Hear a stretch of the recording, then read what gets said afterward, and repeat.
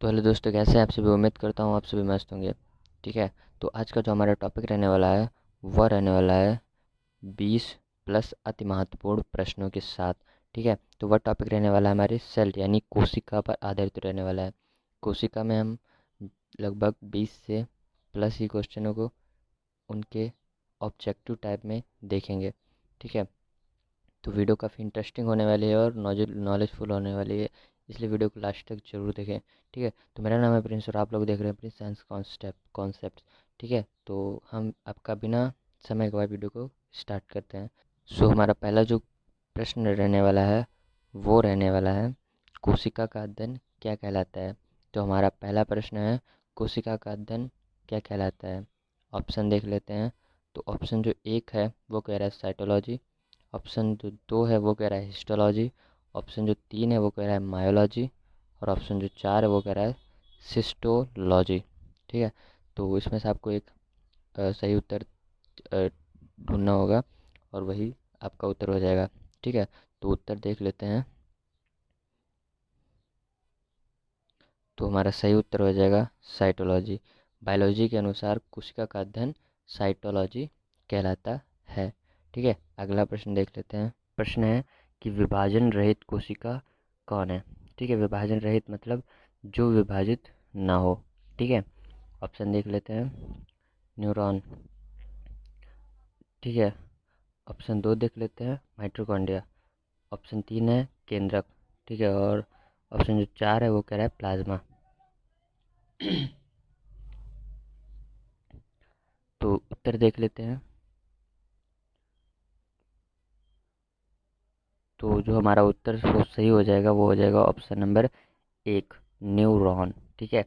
Neuron मस्तिष्क में उपस्थित होते हैं, मानव मस्तिष्क में उपस्थित होते हैं।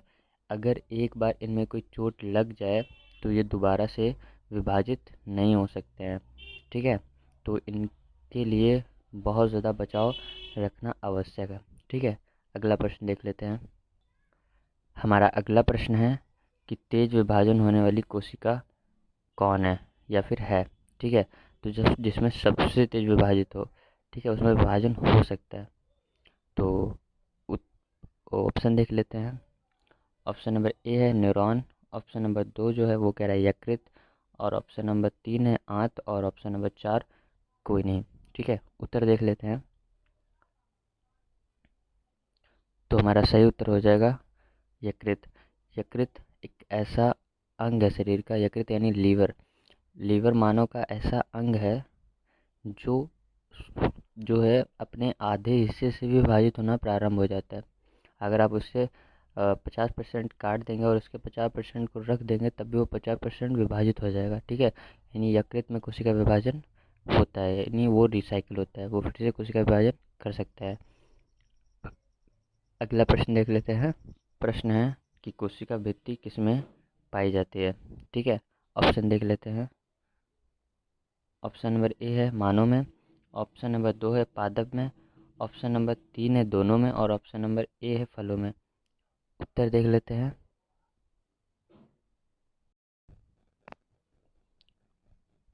तो हमारा उत्तर हो जाएगा पादप में।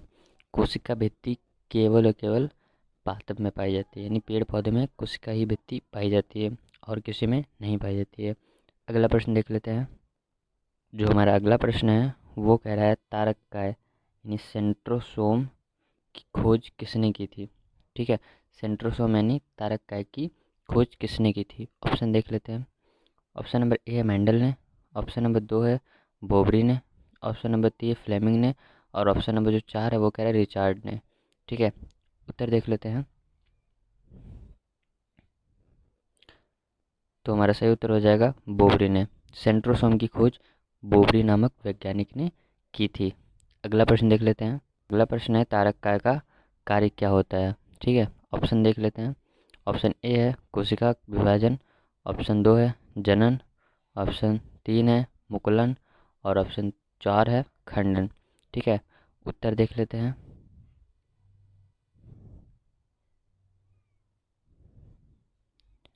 तो हमारा सही उत्तर हो जाएगा कोशिका विभाजन।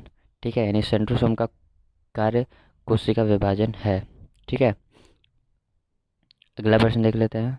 प्रश्न है कि कोशिका विभाजन नहीं होता है, किस में नहीं होता है वो देख लेते हैं।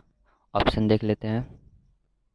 जो ऑप्शन नंबर 1 है वो कह रहा है यकृत में, ऑप्शन 2 है मस्तिष्क में, ऑप्शन जो 3 है वो कह रहा है पादप में, और ऑप्शन जो 4 है वो कह रहा है कोई नहीं। ठीक है, उत्तर देख लेते हैं। तो हमारे मस्तिष्क में कोशिका विभाजन नहीं होता है। ठीक है, अगला प्रश्न देख लेते हैं। हमारा अगला प्रश्न है राइबोसोम का क्या कार्य है। राइबोसोम का क्या कार्य है। ठीक है, ऑप्शन देख लेते हैं। ऑप्शन है एंजाइम निर्माण, दूसरा ऑप्शन है प्रोटीन निर्माण, तीसरा ऑप्शन है खाद्य निर्माण, चौथा ऑप्शन है रक्त निर्माण। ठीक है, उत्तर देख लेते हैं।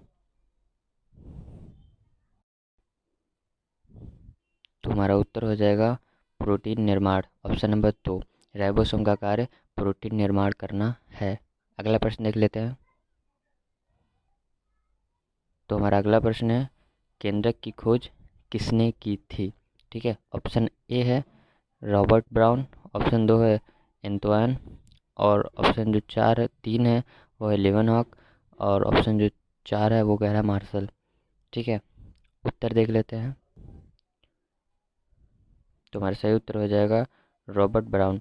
केंद्रक की खोज रॉबर्ट ब्राउन नामक वैज्ञानिक ने की थी। ठीक है, अगला प्रश्न देख लेते हैं। हमारा अगला प्रश्न है लाइसोसोम की खोज किसने की थी। ऑप्शन देख लेते हैं। ऑप्शन ए चैडविक, ऑप्शन 2 है डी डुबे, और ऑप्शन 3 है इब्राहिम, ऑप्शन 4 है कोई नहीं। ठीक है, उत्तर देख लेते हैं। तो हमारा सही उत्तर हो जाएगा डी डुबे। अगला प्रश्न देख लेते हैं। तो हमारा अगला प्रश्न है कि गाजर का रंग नारंगी किसके कारण होता है। ऑप्शन देख लेते हैं। ऑप्शन नंबर ए है जो एक वो कह रहा है लाइकोपेन, ऑप्शन 2 कैफीन, ऑप्शन 3 जो है वो कह रहा है जेंथोफिल, ऑप्शन 4 कैरोटीन। ठीक है, उत्तर देख लेते हैं। तो हमारा सही उत्तर हो जाएगा कैरोटीन। गाजर का नारंगी रंग कैरोटीन के कारण होता है। अगला प्रश्न देख लेते हैं।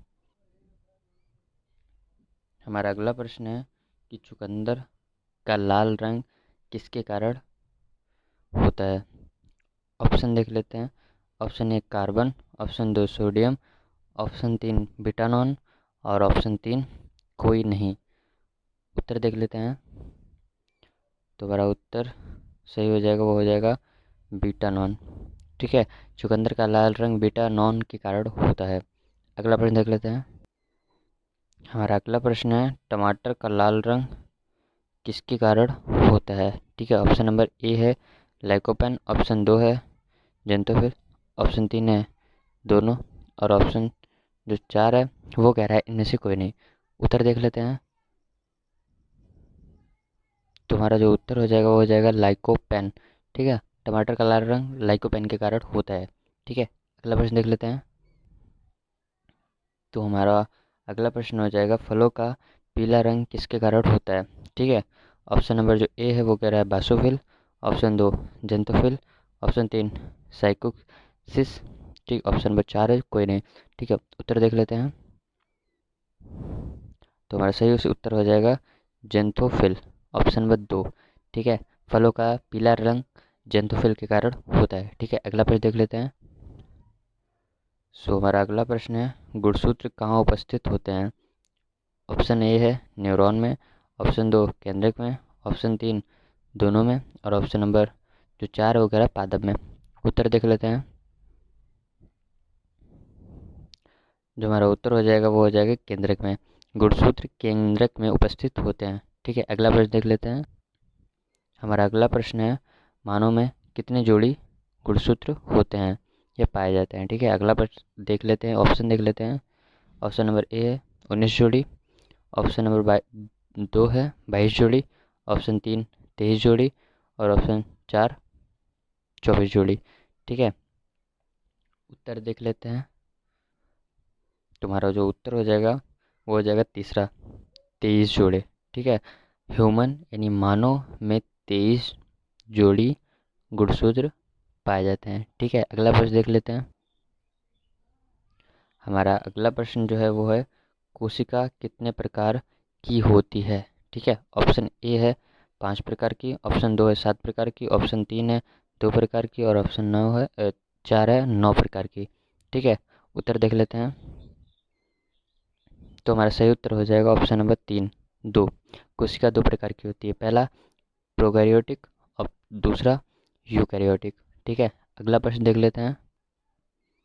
हमारा अगला प्रश्न है, कोशिका का घर किसे कहा जाता है? ऑप्शन ए केंद्रक को, ऑप्शन 2 माइटोकॉन्ड्रिया, ऑप्शन 3 राइबोसोम और ऑप्शन 4 लाइसोसोम। उत्तर देख लेते हैं। ठीक है, हमारा अगला प्रश्न है, वो है ऊर्जा का घर किसे कहा जाता है? ठीक है, ऑप्शन नंबर जो ए है वो है केंद्रक को, ऑप्शन नंबर जो 2 है वो क्या है माइटोकॉन्ड्रिया को, ऑप्शन नंबर जो 3 है वो है राइबोसोम, ऑप्शन नंबर जो 4 वो है लाइसोसोम। ठीक है, उत्तर देख लेते हैं। तो हमारा जो सही उत्तर हो जाएगा वो हो जाएगा ऑप्शन नंबर 2 माइटोकॉन्ड्रिया। माइटोकॉन्ड्रिया को ऊर्जा का घर कहा जाता है। ठीक है, अगला प्रश्न देख लेते हैं। अगला प्रश्न है हमारा कि मानव में सबसे बड़ी कोशिका कौन है? ठीक है, ऑप्शन नंबर ए जो है वो वीर्य, ऑप्शन 2 है अंडाणु, ऑप्शन 3 है त्वचा, ऑप्शन 4 है नेफ्रॉन। ठीक है, उत्तर देख लेते हैं। तो हमारा उत्तर हो जाएगा अंडाणु, यानी मादा एक ह्यूमन है। ठीक है, और ह्यूमन में सबसे बड़ी कोशिका होती है अंडाणु। ठीक है, अगला प्रश्न देख लेते हैं। तो हमारा अगला प्रश्न है, मानव में सबसे छोटी कोशिका कौन होती है? ठीक है, ऑप्शन देख लेते हैं। ऑप्शन ए जो है वो न्यूरॉन है, ऑप्शन 2 है माइटोकॉन्ड्रिया, ऑप्शन 3 है केंद्रक और ऑप्शन 4 देख लेते हैं। तो ऑप्शन नंबर जो 4 है वह है वीर्य। ठीक है, तो सबसे छोटा कोशिका कौन सी होती है मानव में? तो क्या होती है देख लेते हैं। ठीक है, उत्तर है हमारा यही। ठीक है, यानी जो वीर्य है वो मानव में सबसे छोटा है कोशिका है। ठीक है, मानव में सबसे छोटी कोशिका वीर्य है। ठीक है, और ये नर में पाया जाता है। ठीक है, अगला प्रश्न देख लेते हैं। हमारा अगला प्रश्न है, सबसे बड़ी कोशिका कौन होती है? ठीक है, हमारा जो ऑप्शन है वो है शुतुरमुर्ग का अंडा, ऑप्शन 2 जो है वो कह रहा है तंत्रिका कोशिका और ऑप्शन 3 है प्लाज्मा, ऑप्शन 4 है कोई नहीं। ठीक है, उत्तर देख लेते हैं। तो जो हमारा उत्तर हो जाएगा वो हो जाएगा शुतुरमुर्ग का अंडा। सबसे बड़ी कोशिका शुतुरमुर्ग का अंडा होती है। ठीक है, अगला प्रश्न देख लेते हैं। तो जो हमारा अगला प्रश्न है वह है सबसे छोटी कोशिका कौन होती है? ठीक है, ऑप्शन हमारा है, पहला है माइकोप्लाज्मा, ऑप्शन 2 है किडनी, ऑप्शन 3 है फेफड़ा, ऑप्शन 4 है वीर्य। ठीक है, हम अपना उत्तर देख लेते हैं। तो हमारा जो उत्तर हो जाएगा वो हो जाएगा माइकोप्लाज्मा। ठीक है, सबसे छोटी कोशिका माइकोप्लाज्मा होती है। ठीक है, तो आज के हमारे प्रश्न यहीं पर समाप्त होते हैं। अगर वीडियो अच्छी लगी हो तो वीडियो को एक लाइक और चैनल को सब्सक्राइब करें। मिलते हैं आपसे एक अगली वीडियो में, तब तक के लिए धन्यवाद।